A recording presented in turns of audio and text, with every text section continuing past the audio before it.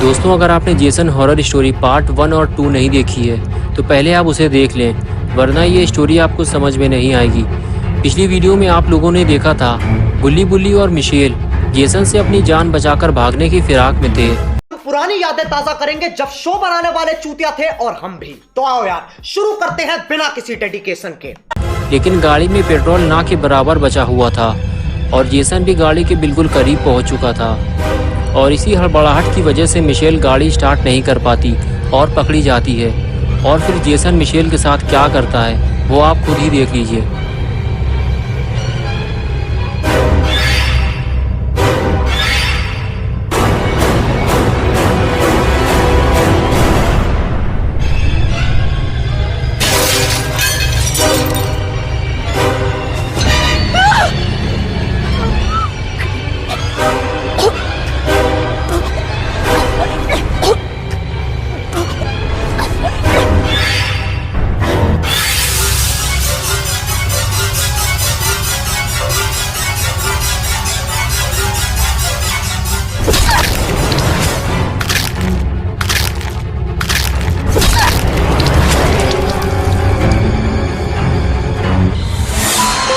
That's my boy. Hunt them down and make them pay.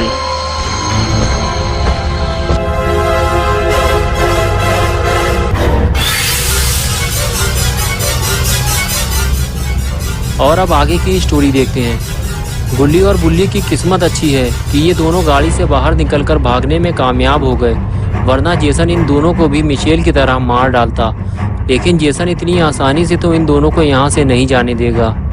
ये पूरा area Jason का है और जेसन यहाँ आने वाले किसी भी इंसान को जिंदा नहीं छोड़ता, तो फिर वो गुल्ली और बुल्ली को जिंदा कैसे छोड़ सकता है। जेसन 5 लोगों को पहले ही मार चुका है और अब वो गुल्ली और बुल्ली के पीछे जा रहा है। लेकिन गुल्ली और बुल्ली कब तक अपनी जान बचाकर भागते रहेंगे?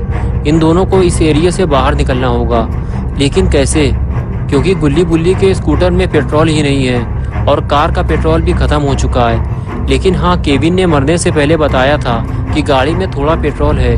अगर कार स्टार्ट हो गई तो गुल्ली और बुल्ली यहाँ से निकल सकते हैं। गुल्ली और बुल्ली भागते हुए एक घर के पीछे छुप जाते हैं। तभी बुल्ली के दिमाग में एक आइडिया आता है। वो गुल्ली से कहता है कि गुल्ली, क्या तुम कार स्टार्ट कर सकते हो?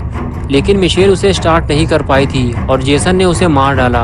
गुल्ली कहता है, हाँ मैं कर सकता हूँ, लेकिन मुझे थोड़ा टाइम चाहिए होगा। लेकिन जेसन बहुत तेजी से गुल्ली और बुल्ली की तरफ ही आ रहा है। ये देखते ही बुल्ली गुल्ली से कहता है कि तुम जाकर गाड़ी स्टार्ट करो, मैं जेसन को दूसरी तरफ लेकर जाता हूँ। ये कहकर बुल्ली दूसरी तरफ चला जाता है और गुल्ली गाड़ी की तरफ जाता है।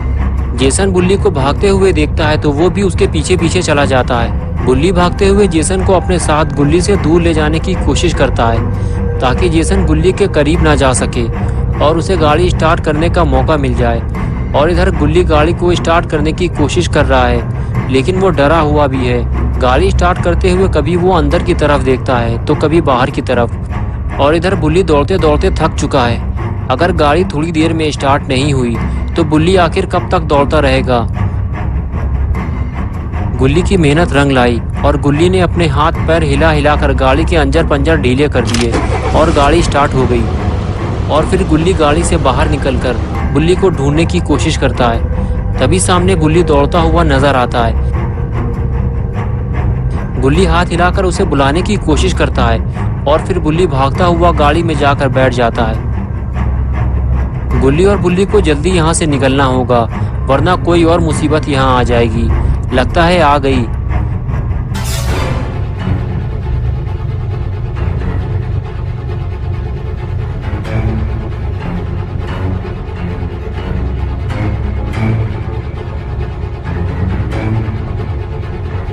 गुल्ली आगे नहीं जा सकता, इसलिए वो गाड़ी को बैक करता है। उसे जो भी रास्ता नजर आए उसे निकल लेना चाहिए ताकि वो जेसन से दूर जा सके। और गुल्ली ऐसा ही करता है और गाड़ी लेकर निकल जाता है और जेसन उसे देखता रह जाता है। लेकिन ऐसा हो ही नहीं सकता कि जेसन उनके पीछे ना जाए। गुल्ली और बुल्ली थोड़ी ही दूर जा पाए थे कि गाड़ी का बचा हुआ तेल भी खत्म हो गया और कुछ दूर जाकर गाड़ी बंद हो गई।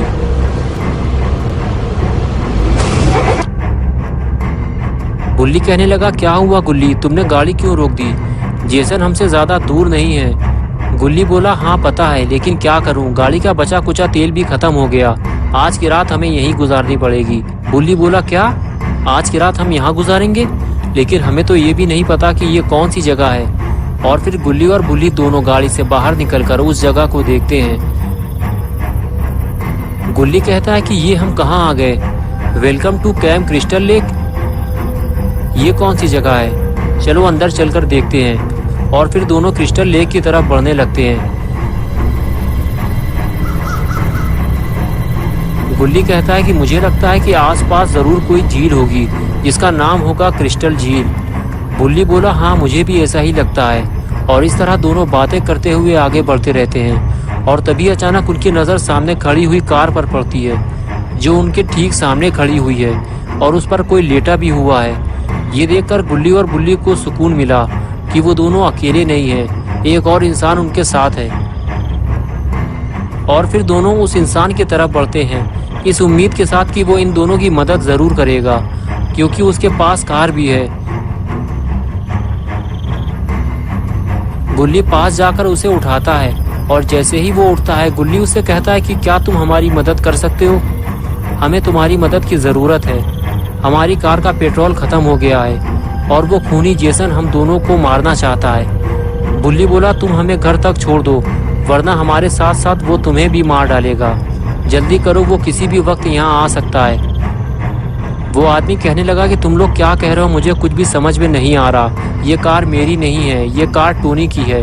वो रहा टोनी, वो जो काला पीला आदमी है ना, वही है टोनी। ये कहकर वो फिर से सो गया।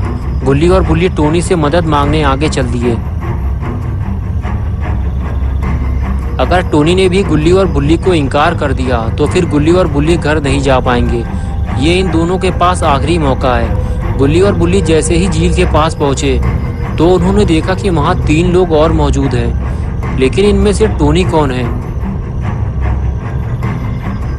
बुल्ली ने आगे बढ़ते हुए पूछा कि तुम में से टोनी कौन है? तो नाव में बैठी हुई लड़की ने कहा क्या काम है तुम्हें टोनी से? वो दारू पी के ढेर हो चुका है।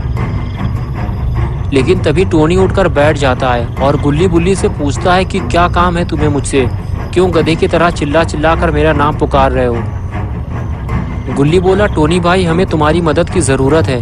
क्या तुम हमें हमारे घर तक छोड़ सकते हो? मेरी कार का पेट्रोल ख़त्म हो गया है और एक पागल खूनी जिसका नाम जेसन है वो हमें मारना चाहता है। वो किसी भी वक्त यहाँ आ सकता है। टोनी बोला कहीं तुम जेसन वुरहीस की बात तो नहीं कर रहे हो? लेकिन वो तो मर चुका है। गुल्ली बोला वो जिंदा है, उसके चेहरे पे मास्क है और उसके हाथ में एक तलवार है और वो इधर ही आ रहा है। ये सुनते ही टोनी उठकर खड़ा हो गया और सामने बैठे हुए अपने दोस्त से बोला कि जल्दी पुलिस को फ़ोन लगाओ और बताओ कि एक पागल खूनी यहाँ घूम रहा है, हमारी जान को खतरा है। लेकिन टोनी का दोस्त कहने लगा कि किसी ने जेसन का मास्क पहनकर इन दोनों को डरा दिया होगा, तुम डरो मत यार। तभी बुल्ली बोला उसने हमारे सामने 5 लोगों को मार डाला है और तुम्हें ये सब झूठ लग रहा है? और तभी पीछे से टोनी आया और कहने लगा चलो मेरे साथ, मैं तुम लोगों को तुम्हारे घर छोड़ देता हूँ। और इधर टोनी के दोस्त ने बात को सीरियसली लेते हुए पुलिस को फ़ोन कर दिया। और इधर गुल्ली बुल्ली टोनी के साथ घर चल दिए, लेकिन आगे कोई रास्ता न होने की वजह से गुल्ली और बुल्ली को वापस उसी रास्ते से जाना पड़ा जहाँ से वो आए थे।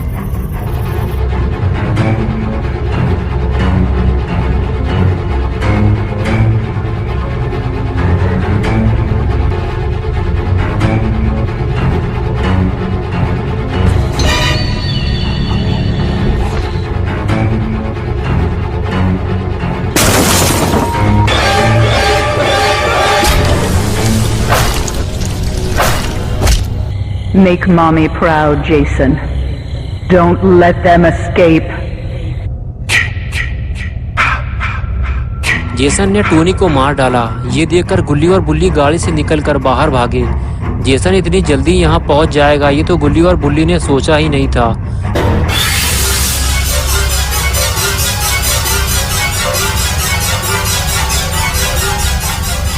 गुल्ली और बुल्ली चिल्लाते हुए वापस आए और कहने लगे सब लोग जल्दी निकलो यहाँ से, जेसन आ गया है। उसने टोनी को कार के अंदर ही मार डाला है और हम सब भी एक एक करके मरने वाले हैं। ये सुनकर सबकी हालत खराब हो गई, लेकिन टोनी का दोस्त गुल्ली और बुल्ली पे भड़क गया और कहने लगा ये तुम लोगों का ही काम है, तुम लोगों ने ही टोनी को मारा है। और तभी अचानक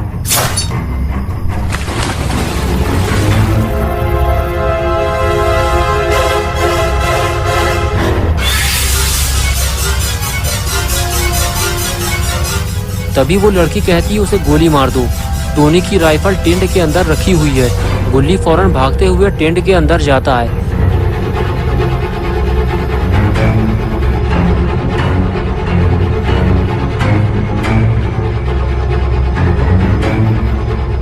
लेकिन बुल्ली एक बेवकूफ़ी कर देता है। वो दौड़कर जेसन को एक जोरदार किक मारता है, लेकिन जेसन पर उस किक का कोई असर नहीं होता।